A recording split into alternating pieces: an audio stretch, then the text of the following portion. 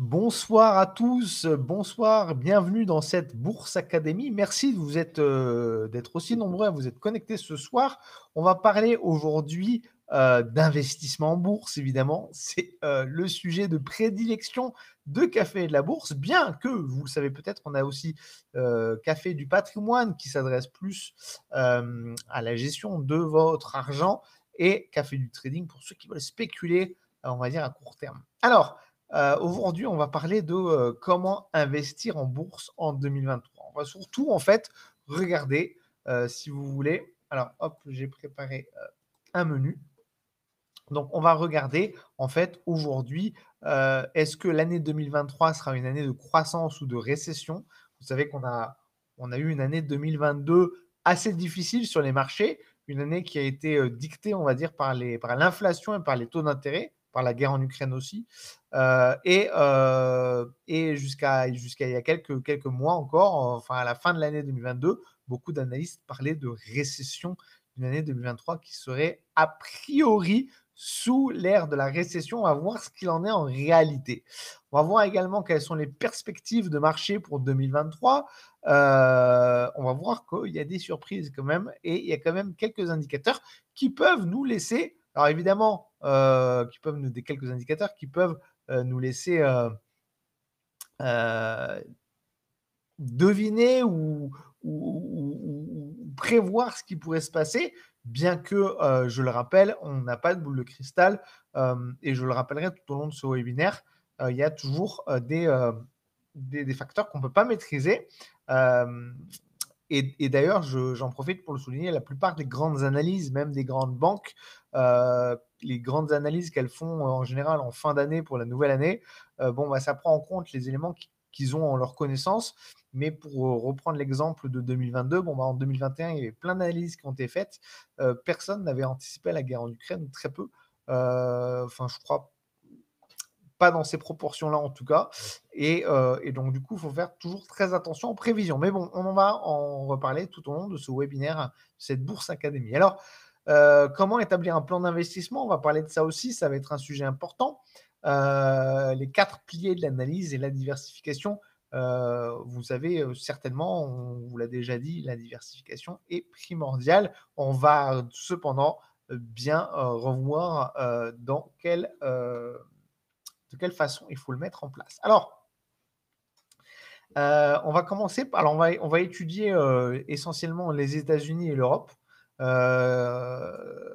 bien que le monde ne se limite pas à ces deux économies-là, mais on va quand même se focaliser sur les USA. Donc, croissance ou récession aux États-Unis. Donc, on va voir que l'inflation est en baisse. Je vous donnerai toutes les statistiques, je vous montrerai. Aux États-Unis, l'inflation reste haute, mais elle est en baisse. Les taux d'intérêt sont encore en hausse. Le chômage, selon les dernières statistiques qui ont été publiées, est au plus bas et l'immobilier est en baisse et pourrait connaître peut-être des difficultés pour cette année 2023 aux États-Unis. Après, on verra l'Europe. Alors, voilà l'évolution de l'inflation aux États-Unis. Donc, on voit clairement que le pic d'inflation, c'était en juin 2022 et que depuis, on observe une tendance baissière, une réduction de l'inflation. Alors, une réduction de l'inflation, certes, on est quand même, selon les dernières statistiques qui ont été publiées au mois de janvier 2023, on est quand même sur une inflation de 6,4% aux États-Unis. D'ailleurs, une inflation qui est en baisse, mais si je ne dis pas de bêtises de mémoire, les investisseurs s'attendaient quand même à une baisse un peu plus importante. Et finalement, une baisse de 6,5% à 6,4%, pas une baisse très importante par rapport à la baisse qu'on a pu connaître entre novembre et décembre, où l'inflation a vraiment significativement chuté aux États-Unis. Donc, ce qu'il faut retenir, c'est que l'inflation, elle reste là aux États-Unis, elle reste présente. 6,4%, ça reste important.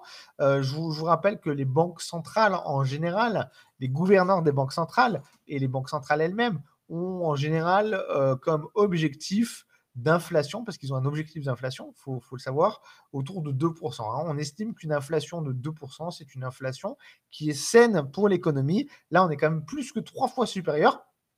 Donc, même si on est nettement plus bas que ces derniers mois, on reste quand même sur une inflation élevée. Donc, mais on est sur la bonne voie. On est sur la bonne voie. Et rappelez-vous que les marchés cherchent toujours à anticiper. Les marchés ne vont pas attendre que l'inflation retombe à 2%.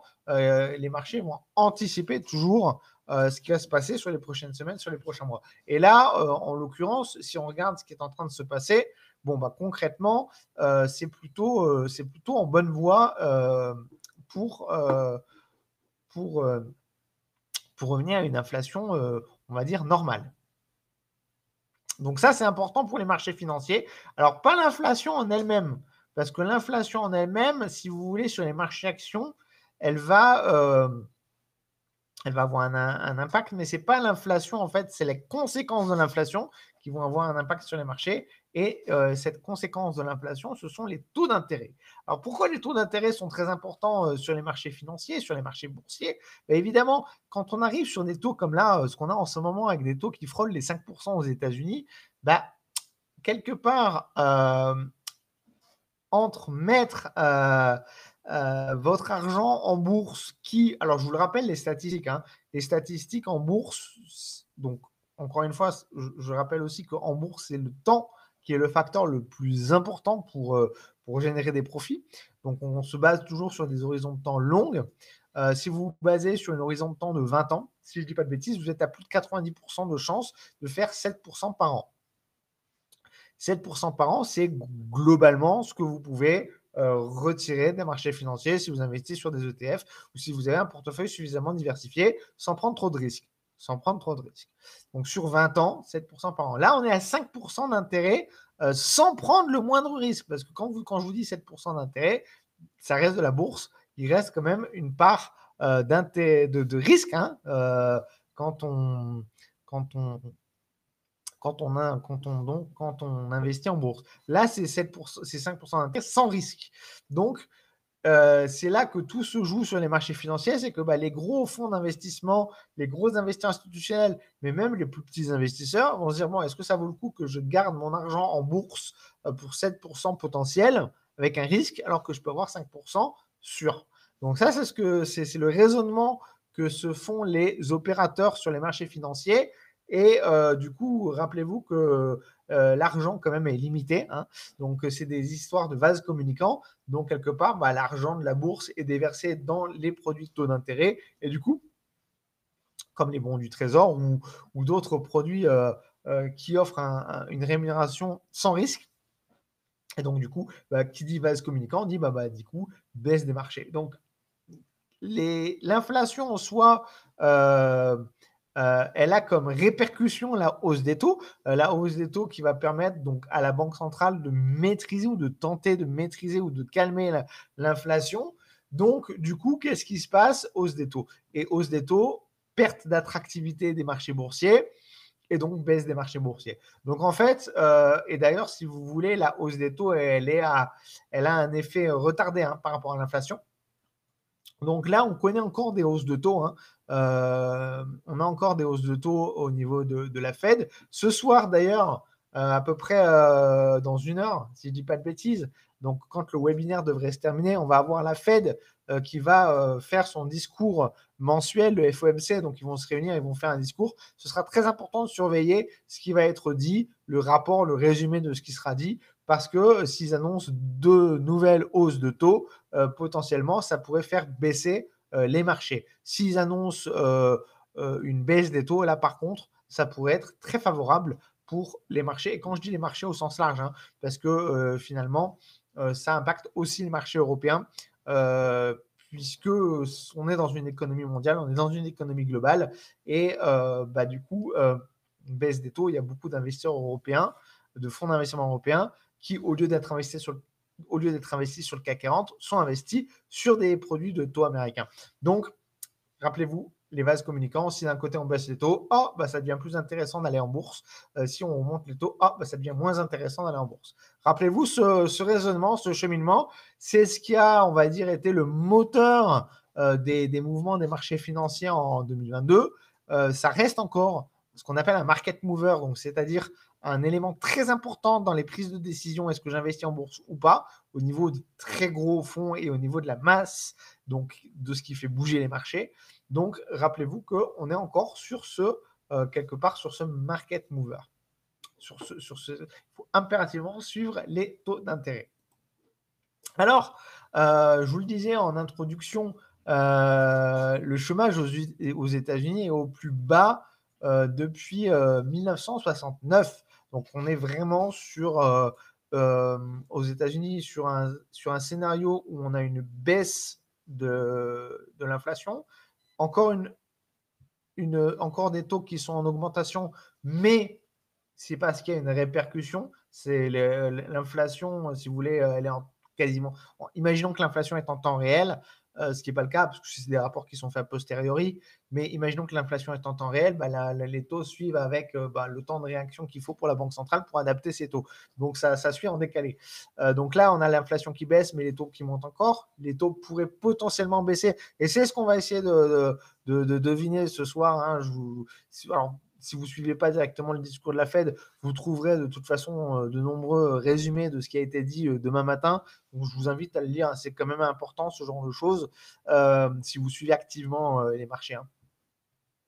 Donc, on a une inflation qui baisse, des taux qui restent en hausse, mais un chômage qui est vraiment en baisse, très, très fortement en baisse. Et qui atteint le plus bas niveau depuis 1969.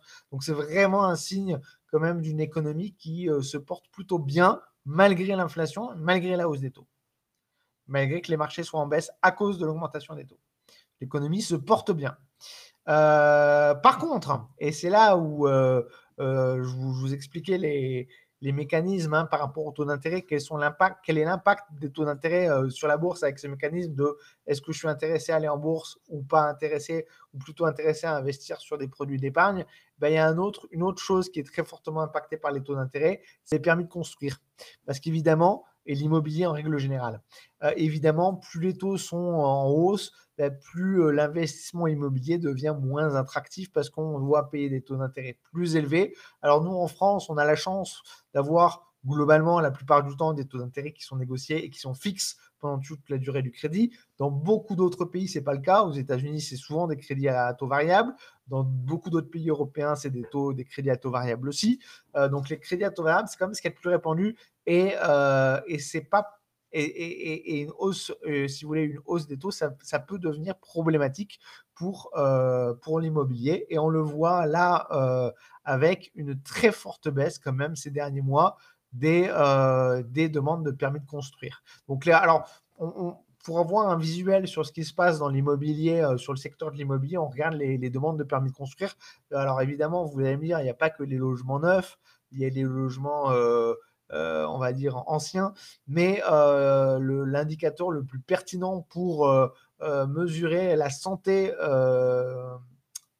du secteur immobilier dans un pays, c'est les demandes de permis de construire. Et là, on voit qu'on est vraiment très très bas par rapport à 2022. Et globalement, voilà, ça, c'est pas bon signe pour l'immobilier. Donc, l'immobilier aux États-Unis, vous le savez, ça a été quand même, je le rappelle, le vecteur de la crise des subprimes. On a eu une crise qui est venue de l'immobilier, des gens qui ne pouvaient plus rembourser leurs emprunts. On sait ce que ça a créé après en 2008. Ici, des hausses de taux, c'est quand même très mauvais pour l'immobilier. Et ces baisses Donc, attention au secteur de l'immobilier. Voilà. Si a priori, l'économie américaine est saine, peu de chômage, baisse de l'inflation. Un autre indicateur aussi qu'on va regarder ici, c'est la confiance des consommateurs. C'est très important, ça, la confiance des consommateurs. Confiance des consommateurs qui est en hausse.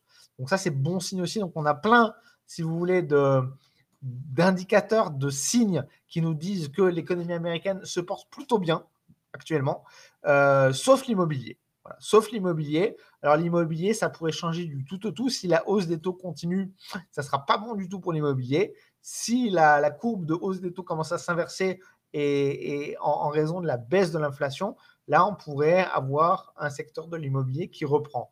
Donc voilà ce qu'il faut suivre en cette année 2023 pour l'économie américaine. Donc, si vous investissez dans le Dow Jones, dans le S&P 500, dans le Nasdaq, dans des ETF, voilà ce que vous devez à peu près suivre, on va dire, sans rentrer, sans être un expert, un analyste, etc. De toute façon, on reviendra après sur des stratégies d'investissement. Mais là, je vous donne voilà, un aperçu des informations qu'il faut suivre. Alors, on va passer à la suite. On va passer à l'Europe. Alors, l'Europe, l'inflation, on va faire le point sur l'inflation. On va faire le point également sur les taux d'intérêt. On va regarder les mêmes informations, hein. On va faire le point également sur le chômage et on va regarder la confiance des consommateurs. Alors, en Europe, pour l'Europe, on n'a pas au niveau européen un indicateur qui permet de mesurer les taux, les demandes de permis de construire. On a par pays, mais par pays, bon, on va pas regarder ça. Mais par contre, ce que je vous disais pour les taux d'intérêt, qui sont en hausse et qui pénalisent l'immobilier, c'est vrai aussi en Europe, hein. Les hausses de taux et immobilier, c'est pas bon, hein, ça fait pas bon ménage. Alors, l'inflation en Europe. Alors, vous savez, on a toujours tendance à dire que l'économie européenne suit avec un décalage l'économie américaine.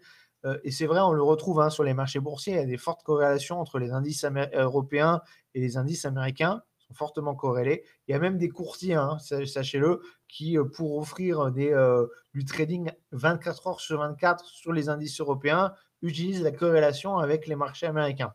Donc, pour vous dire à quel point c'est corrélé. Mais en général, c'est vrai qu'on a tendance à dire que voilà, quand ça fait boum aux États-Unis, ben, le temps que l'onde de choc, entre guillemets, arrive jusqu'en Europe, ben, il y a un petit décalage. Et là, c'est exactement ce qu'on voit sur l'inflation. On a un pic de l'inflation en octobre 2022, donc quelques mois après le pic qu'on avait aux États-Unis en juin 2022. Là, on est sur une inflation qui est en baisse, qui reste très haute quand même, hein. Au niveau européen, on est à 8,5% d'inflation, ce qui reste 4 fois supérieur à la cible d'une inflation qui serait considérée comme saine. Donc on est quand même sur une inflation très très haute, mais qui est en baisse par rapport au plus haut. L'idéal, ce serait de revenir assez rapidement à 5 ou 6% d'inflation, comme ce qu'on a aux États-Unis, et à terme, bien sûr, de revenir sur une inflation normale à 2%. Il faut savoir que quand il n'y a pas d'inflation, comme ce qu'on a vu en 2020, ou voire une déflation, c'est pas bon non plus pour l'économie, hein. Voilà. Voilà. Le juste milieu, selon les économistes, c'est 2%. C'est la cible, c'est ce qui permet à une économie de croître suffisamment, d'être en bonne santé financière. Alors, les taux d'intérêt en Europe, alors la Banque centrale européenne, elle a été un peu plus frileuse que la Banque centrale américaine, la Fed, parce que la Fed, vraiment, ils y sont allés très fort sur les augmentations de taux. On a vu presque 5% tout à l'heure. Là, en Europe, on est à 3%.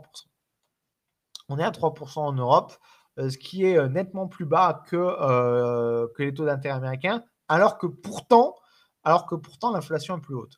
Donc, qu'est-ce que ça veut dire? Alors, encore une fois, c'est des anticipations, c'est des pistes de réflexion que je vous donne. Premièrement, l'Europe a eu besoin d'une moins forte augmentation des taux pour endiguer le phénomène d'inflation, puisqu'on a vu que ça commence à baisser. Première chose, c'est possible. Deuxième chose, on n'est pas à la fin de l'augmentation des taux. On n'est qu'à 3%. On a encore de la marge pour arriver à 4, 5, 6% pour vraiment endiguer la hausse de l'inflation. Ce qui serait vraiment très mauvais pour les bourses européennes et pour l'immobilier. Mais encore une fois, il faut vraiment suivre les discours des banques centrales. Il faut vraiment suivre les annonces qu'ils font à ce niveau-là pour essayer de deviner quelles sont leurs intentions, hein. Ce n'est pas évident. C'est un métier, hein. C'est un métier d'économiste, si vous voulez. Mais il faut suivre ça de près si on veut être au courant, si on veut être très réactif.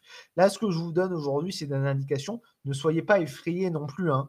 Ne pensez pas que c'est obligatoire de suivre tout ça. Moi, je vous le donne à titre d'information pour que vous ayez un éventail, un panel, un visuel sur ce qui se passe sur les marchés, mais ce n'est pas obligatoire. On verra qu'il y a des stratégies d'investissement que vous pouvez tout à fait mettre en application, dans lesquelles il n'y a pas besoin de rentrer dans tous ces détails macroéconomiques fondamentaux.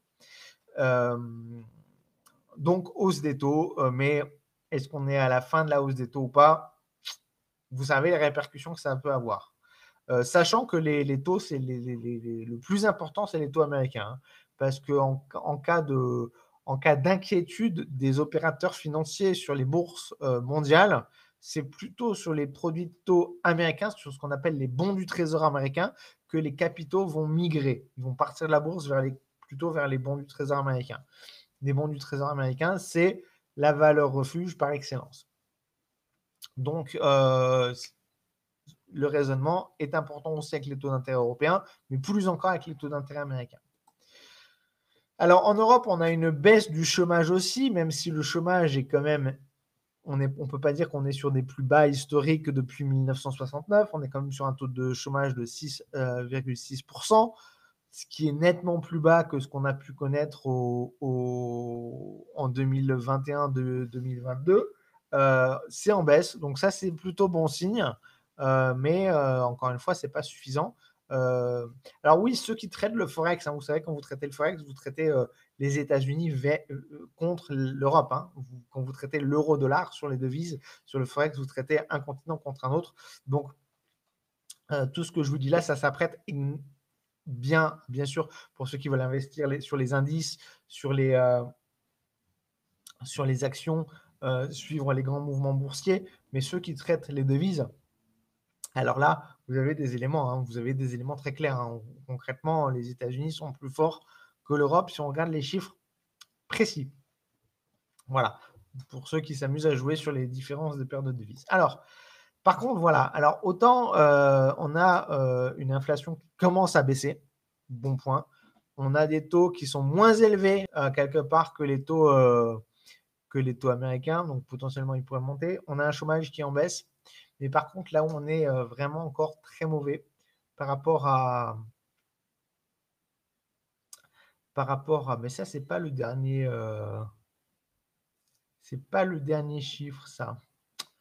Ça va pas. J'avais changé les slides. Faut que je vous retrouve le dernier chiffre. Bon, en tout cas, ce qu'on voit sur ce PowerPoint, c'est que la confiance des consommateurs en Europe, elle est nettement moins bonne que la confiance des consommateurs aux États-Unis. On a vu aux États-Unis, elle est en hausse, ça se passe très bien. Et la confiance des consommateurs, c'est important parce que c'est ce qui va faire tourner l'économie. Si les consommateurs sont confiants, ils vont consommer, ils vont acheter, ils vont moins épargner qu'acheter et ça va faire tourner la machine.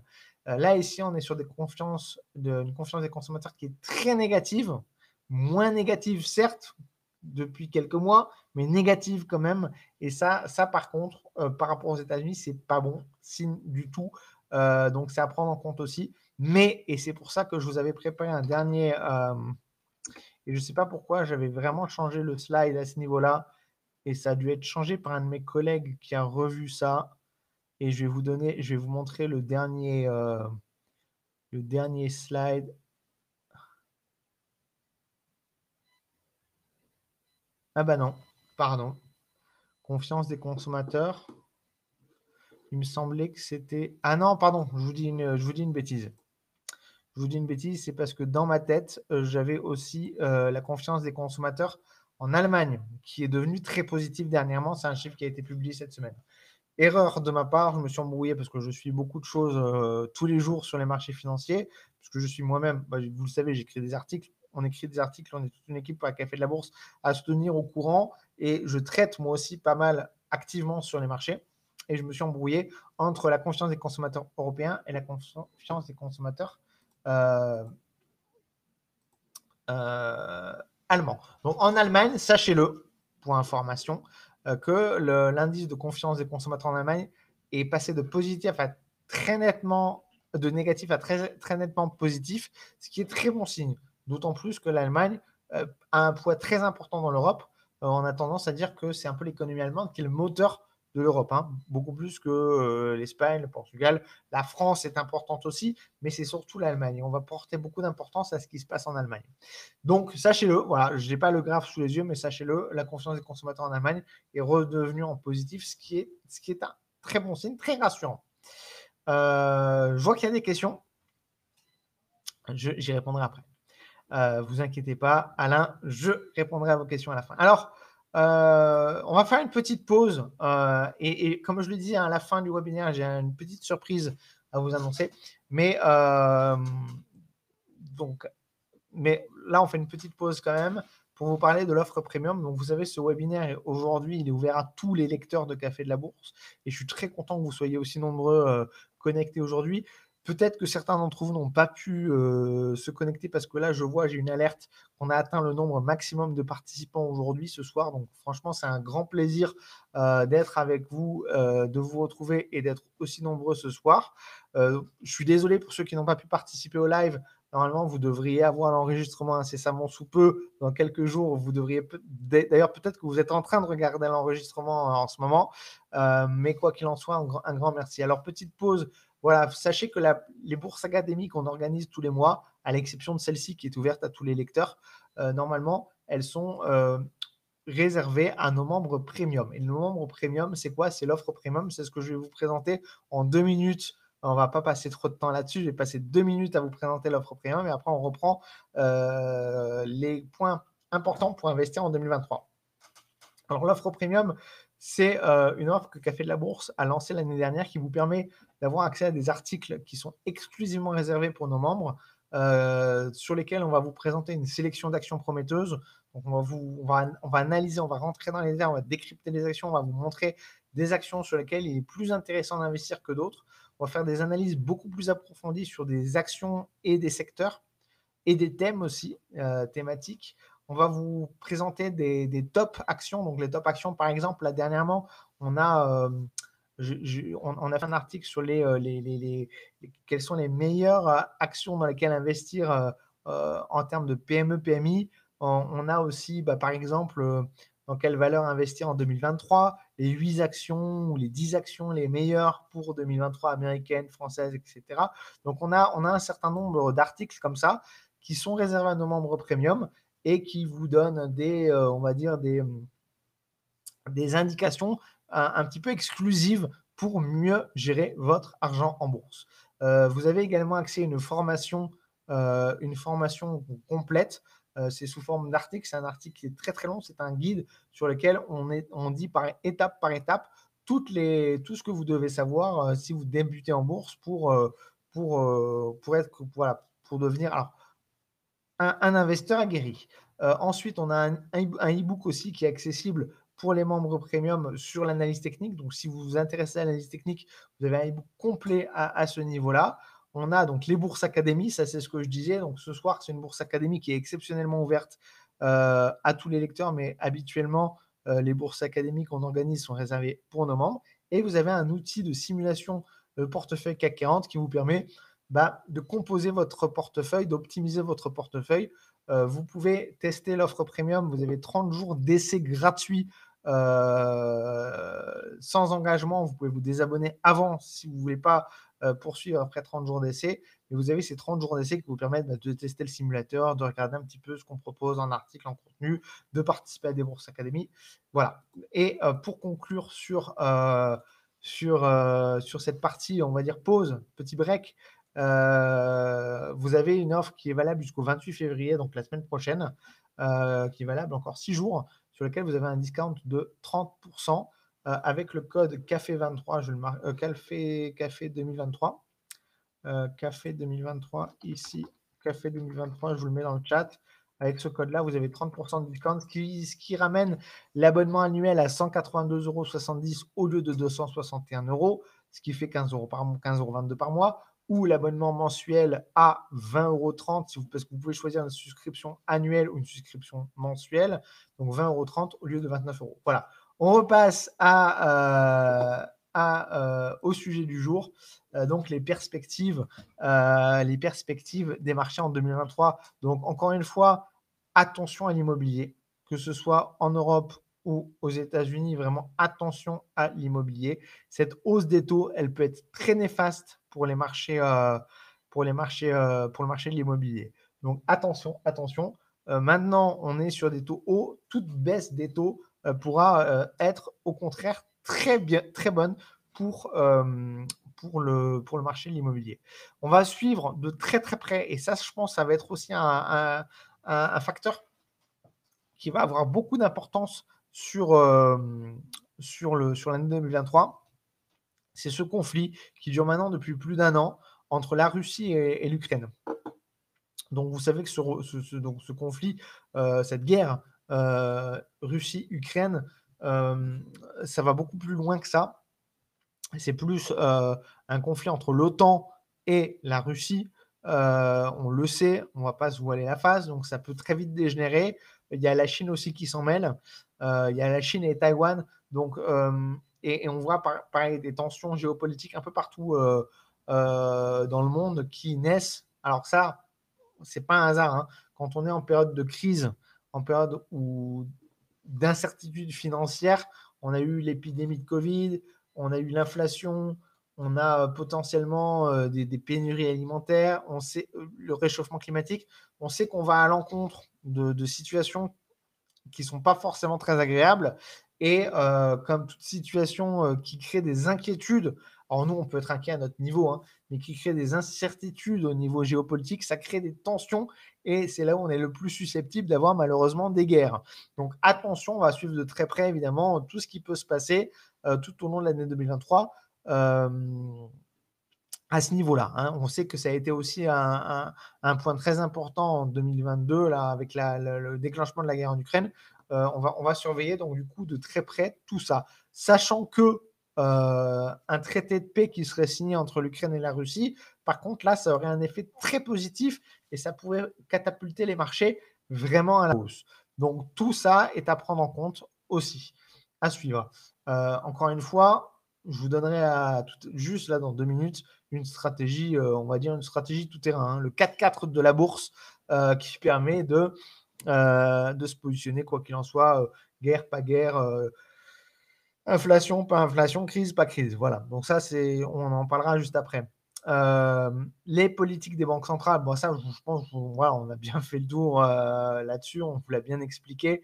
Les politiques des banques centrales sur la hausse et les baisses des taux, ça a une importance cruciale sur l'évolution des marchés financiers. Et est-ce qu'on pourrait connaître un retour des cryptos? Vous savez que le Bitcoin, on ne va pas parler de toutes les cryptos, il y en a beaucoup. Moi, ce qui m'intéresse, c'est le Bitcoin. Pourquoi c'est le Bitcoin qui m'intéresse? C'est parce que c'est on va dire la crypto-monnaie principale, et qu'en règle générale, toutes les autres crypto-monnaies sont plutôt corrélées au Bitcoin. Donc, quand on regarde le Bitcoin, on sait à peu près ce qui se passe sur l'ensemble des autres cryptos. On sait que le Bitcoin était jusqu'à 68 000 $ à un moment donné. Ça a fortement baissé, on est redescendu jusqu'à 16 000 $. Là, aujourd'hui, on oscille autour de 23 000 $. On a fait un pic à 25 000 $. On n'avait pas vu le prix de 25 000 $ depuis un moment. Donc, on est plutôt sur un regain d'intérêt des cryptos. Est-ce que l'année 2023 sera une année crypto? C'est fort possible. C'est fort possible. Maintenant, faites attention, gardez quand même à l'esprit qu'aujourd'hui, les cryptos sont devenus des produits d'investissement et donc, du coup, sont eux aussi très corrélés au marché boursier. Donc, quand les bourses montent, que tout se passe bien, les cryptos montent. Quand les bourses baissent, que ça se passe mal, les cryptos baissent. Donc, gardez ça aussi en tête. Du coup, finalement, et c'est un peu paradoxal, parce que les cryptos, elles ont été créées pour être désolidarisées des banques centrales, alors qu'aujourd'hui, on a des cryptos finalement qui sont soumises aux décisions des banques centrales, elles aussi. Quand il y a des augmentations de taux, les cryptos baissent. Bon, c'est paradoxal, mais c'est comme ça, il faut le garder en tête.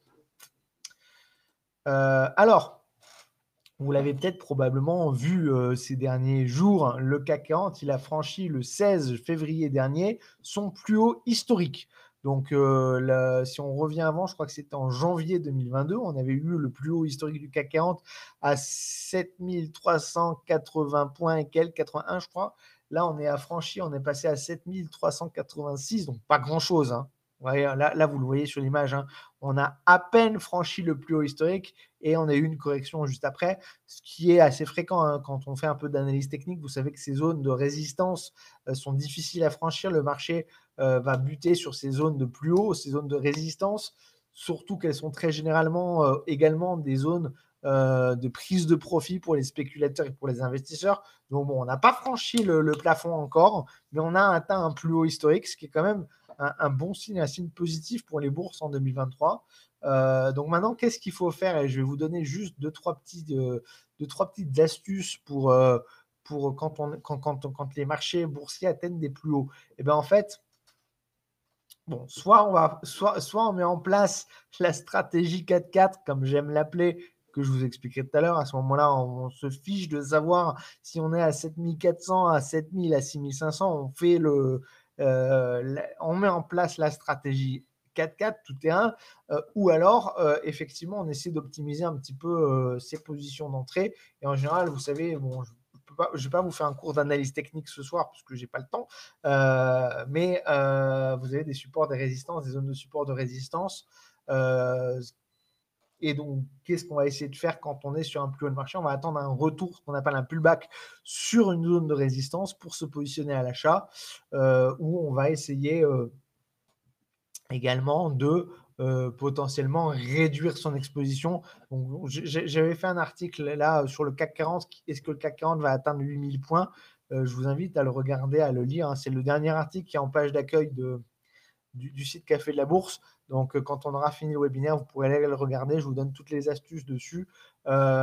Concrètement, on peut faire ce qu'on appelle du dollar cost averaging. On peut faire des stratégies de pullback. Voilà. Mais c'est vrai que psychologiquement, c'est plus difficile de se positionner à l'achat sur des plus hauts parce qu'on se dit, est-ce qu'on ne va pas rebaisser? Est-ce qu'on n'a pas connu un plafond de marché? Bon, c'est ce qui se passe, hein. Le CAC, là, il est en train de corriger. C'est normal. Il y a des prises de bénéfices. Maintenant, on pourrait très bien repartir à la hausse. Alors, d'un point de vue purement analyse technique, il y a plein de paramètres qui permettent effectivement de se dire qu'une cassure de ce plafond, ça pourrait amener j'allais dire le Bitcoin, non, le CAC 40 à peut-être, pourquoi pas, même 8000 points au cours de l'année 2023. D'un point de vue fondamental, macroéconomique, une baisse de l'inflation, une baisse des taux, tout ça, ça pourrait amener aussi le CAC 40 à s'envoler. D'ailleurs, là, dans 30 minutes, je vous le dis, enfin un peu moins de 30 minutes, 22 minutes maintenant, il faudra suivre, hein, ce discours du FOMC. Il est possible que les marchés s'envolent. Alors attendez, je n'ai pas accès au marché, mais je vais regarder sur mon téléphone. Je vais vous dire ce qu'il en est. Mais là, le CAC, grosse reprise du CAC. Là, on remonte fort. Donc, on sera fixé dans une vingtaine de minutes. Mais voilà, il faudra suivre tout ça.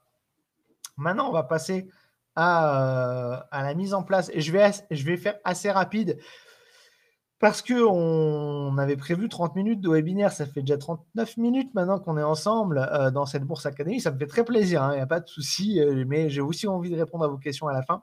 Donc, on va accélérer. Donc, comment mettre en place un plan d'investissement?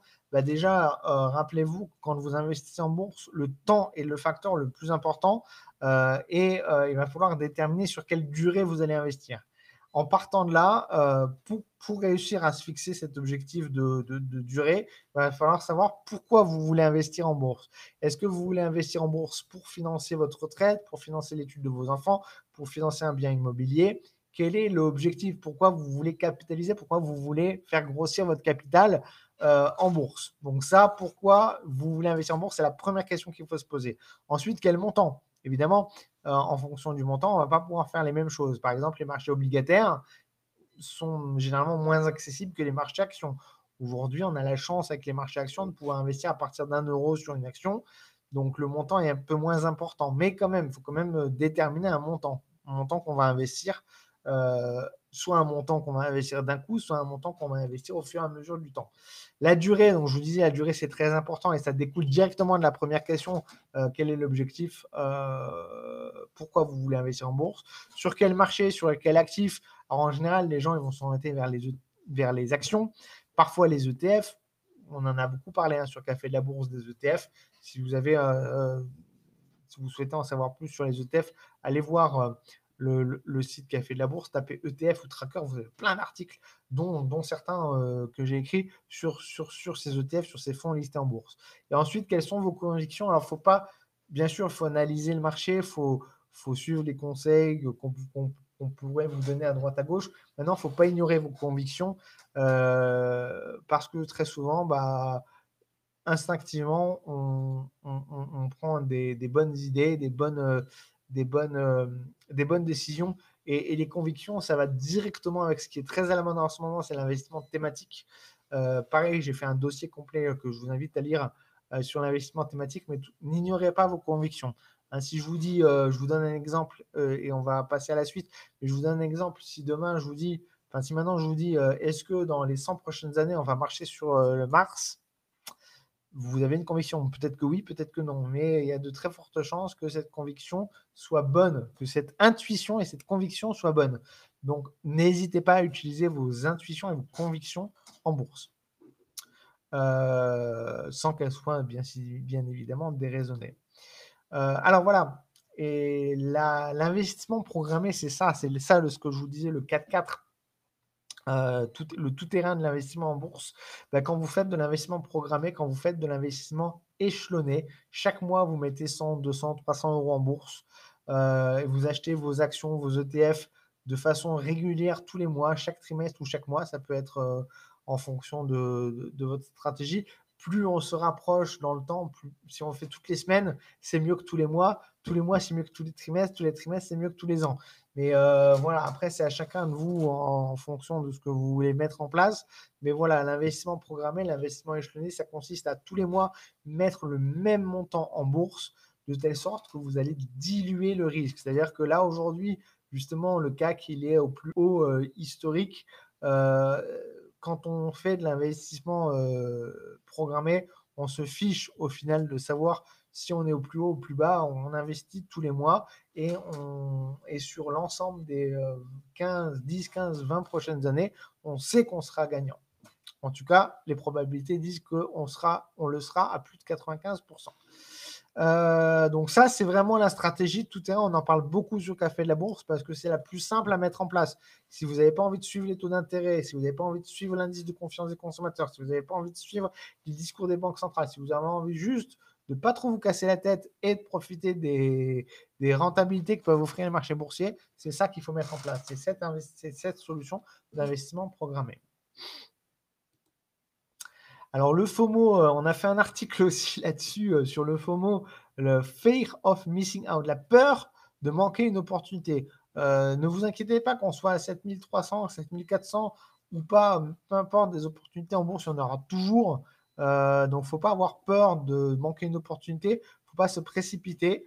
S'il y a bien une chose qu'il faut faire, c'est réfléchir avant d'investir.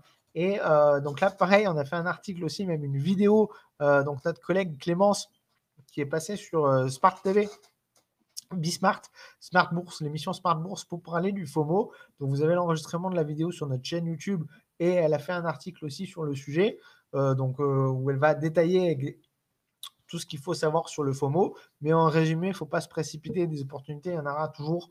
Et n'ayez pas peur et ne pensez pas que vous risquez de manquer une opportunité, qu'après, ce sera fini, il n'y en aura plus. Il y en a en bourse des opportunités, il y en a toujours. Que ce soit pour les introductions en bourse, pour les versements de dividendes, pour les actions, etc. Il y a toujours des opportunités qui se présentent. On va conclure ce webinaire et après, il y a la petite surprise. Ne vous déconnectez pas, il y a la petite surprise. Le webinaire, donc, à la fin du webinaire. Donc, les 4 piliers de l'analyse. Donc, c'est l'analyse technique, l'analyse des graphiques. Donc, ça, si vous voulez vous inscrire et aller regarder le e-book qu'on met à disposition de nos membres premium. Donc, je vous rappelle, vous avez 30 jours d'essai. Si vous voulez en savoir plus sur l'analyse technique, vous avez cet e-book. Donc, ça, c'est l'un des piliers de l'analyse. Je ne dis pas qu'il faut maîtriser l'analyse technique à fond parce que l'analyse technique, ça peut devenir compliqué, mais au moins avoir des bases d'analyse technique. L'analyse fondamentale, c'est l'opposé de l'analyse technique. Donc, l'analyse technique, on va surveiller les prix, les mouvements des prix avec des indicateurs techniques, etc. L'analyse fondamentale, on ne va pas regarder les prix, on va regarder les facteurs macroéconomiques, les facteurs économiques. Donc le chômage, l'inflation, etc., etc. Ensuite, il y a l'analyse macroéconomique, plus pour les actions. On va aller chercher les revenus, le chiffre d'affaires, etc. Et après, bien évidemment, le quatrième pilier, c'est la gestion du risque. Hein. Si on fait très bien de l'analyse technique, fondamentale, macroéconomique, mais qu'à côté, on ne gère pas du tout son risque, qu'on fait n'importe quoi, finalement, on risque de perdre de l'argent, voire beaucoup d'argent. Donc, ça, c'est les 4 piliers de l'investisseur ou de l'investisseur actif ou même du trader. La diversification, pour finir, pensez à vous diversifier, pas forcément de façon géographique, oui, États-Unis, Asie-Pacifique, mais aussi de façon sectorielle. Dans l'industrie, l'automobile, l'agroalimentaire, les nouvelles technologies, pensez à vous diversifier. Vous connaissez le célèbre adage, on ne met pas tous ses œufs dans le même panier. Voilà, pensez à vous diversifier. Par contre, trop se diversifier, c'est pas bon non plus. En général, on estime que 10 à 15 actions dans son portefeuille, c'est bon. Plus, finalement, on perd l'intérêt de la diversification et l'idée de se diversifier, c'est de répartir le risque et d'avoir quand même une bonne rentabilité. Si vous vous diversifiez trop, votre risque sera pas moindre, mais par contre, votre rentabilité sera moindre. Donc, pensez à pas trop vous diversifier non plus. Et voilà la petite surprise. Donc, on organise un jeu concours en ce moment auquel vous pouvez participer. Je vais vous envoyer le lien dans le chat. Donc, ce jeu concours, il est important. Il est important pour 2 raisons. Bon, déjà, il vous permet de gagner un iPad et éventuellement un abonnement annuel. Il y a 2 abonnements annuels à gagner pour la section premium. Donc ça, j'ai envie de dire, c'est cadeau. Mais là où c'est encore plus important, et c'est pour ça que je voulais vous le dire, c'est que ce concours, je vous ai mis le lien dans le chat. Vous pouvez y participer en répondant à un certain nombre de questions sur vos souhaits, sur ce qui vous intéresse le plus en bourse ou pas. Et ça, c'est très important pour nous pour adapter notre contenu à ce qui vous plaît. Par exemple, est-ce que les bourses académies, ça vous plaît?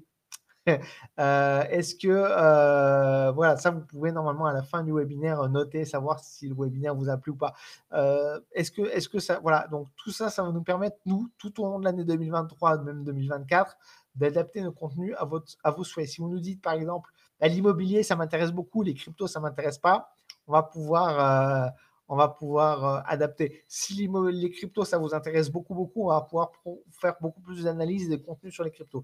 Donc, participer au concours. Bon, certes, ça vous permet de gagner peut-être un iPad ou peut-être 2 abonnements annuels, mais surtout, nous, ça nous permet d'adapter notre contenu à vos souhaits et c'est ça le plus important. Voilà pour le jeu concours et le prochain webinaire. Donc, la prochaine Bourse Académie, c'est le 20 mars à 19h. On va parler des produits dérivés, le fonctionnement et les stratégies à utiliser sur ces produits dérivés. Et ça, par contre, ce sera réservé aux membres premium, à moins que vous ayez souscrit à une période d'essai de 30 jours. Et dans 30 jours, on sera le 22 mars. Donc, vous pourrez participer à cette Bourse Académie. Vous serez même en étant que dans la période d'essai, vous pouvez encore participer à cette Bourse Académie. Voilà. Alors, je vais répondre aux questions. On a un peu dépassé sur le temps. C'est pas grave. J'espère que ça vous a plu. On va passer aux questions-réponses. Alors, j'arrête le PowerPoint. Et voilà. Alors, les questions-réponses, j'ai vu qu'il y en avait quelques-unes. Quand je vais terminer le webinaire, quand le webinaire sera terminé, une fois qu'on aura fini les questions-réponses, vous serez automatiquement redirigé vers la page pour participer au concours, au grand concours Café de la Bourse. Alors, les questions. Alors, j'avais plusieurs questions ici. Alors, attendez, ici. Voilà. Alors, on avait Alain qui nous demande quel tracker pour suivre le S&P 500. Très bonne question. Il y a plein de trackers. Il y en a même qui sont éligibles au PEA. Ça, je vous invite à… attendez, si je ne dis pas de bêtises, si vous tapez sur le site Café de la Bourse ETF, je pense, hein, ETF, vous avez voilà, les meilleurs trackers pour investir dans le PEA. Et je vous partage le lien ici dans le chat. Voilà. Et dans cet article, vous avez une sélection d'ETF, dont un ETF, et si je ne dis pas de bêtises, je vérifie quand même, ETF américain avec le... est-ce que c'est dans cet article ou pas? Alors, parce qu'on en fait beaucoup d'articles sur les ETF, je vérifie quand même, mais c'est sûr que vous avez une sélection d'ETF américains, Europe,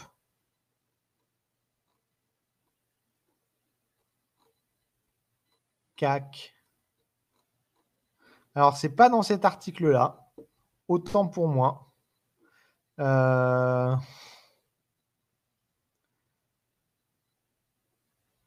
Mais ça, à la limite, bon, je ne vais pas passer trop de temps sur le site, mais oui, il y a des ETF S&P 500 et on a fait des sélections, on a fait des reviews, on a fait des articles sur le sujet. Donc ça, c'est sûr, ils y sont. Moi, j'ai même contribué sur ces articles. Donc ça existe, tracker sur le S&P 500. Je vous conseille peut-être, moi, de m'envoyer un email à l'adresse client. Je vais la mettre ici, client @café de la bourse.com. Envoyez un email à cette adresse là que je mets dans le chat. Bon, peut-être pas ce soir, mais demain, je vous renverrai un email avec des trackers S&P 500. On avait une autre question de Alain. Quid des permis de construire en France? Alors, ça, c'est une très, très, très bonne question. Je n'ai pas trouvé. Alors, pour l'Europe, je n'ai pas trouvé, mais peut-être que pour la France, on va pouvoir avoir. Et je vais regarder ça en même temps que vous. Au niveau. Donc, j'ai Balance Trade. Non, j'ai pas de chiffres, en tout cas pas sur le site que j'ai l'habitude de consulter. Il doit y avoir des sites qui permettent d'avoir des statistiques sur l'immobilier. Mais en l'occurrence, sur le site que moi j'utilise personnellement, il n'y a pas de chiffres sur l'immobilier. Ah, housing peut-être. Si, j'ai trouvé. J'ai trouvé. Alors voilà, je vais vous partager mon écran. Parce que ça, c'est intéressant. Voilà, chiffre de France, donc construction de maisons, permis de construire en France. Donc on voit que c'est en baisse aussi, très fortement en baisse même. Ça a repris là sur les dernières publications, mais on est quand même très fortement en baisse aussi. Donc voilà, j'espère que ça répond à la question d'Alain. Ensuite, j'ai vu qu'il y avait d'autres questions. Alors, je vais répondre à vos autres questions. Alors, tous les autres, c'était des bonsoirs, des bonsoirs, des bonsoirs. C'est quoi le FOMO?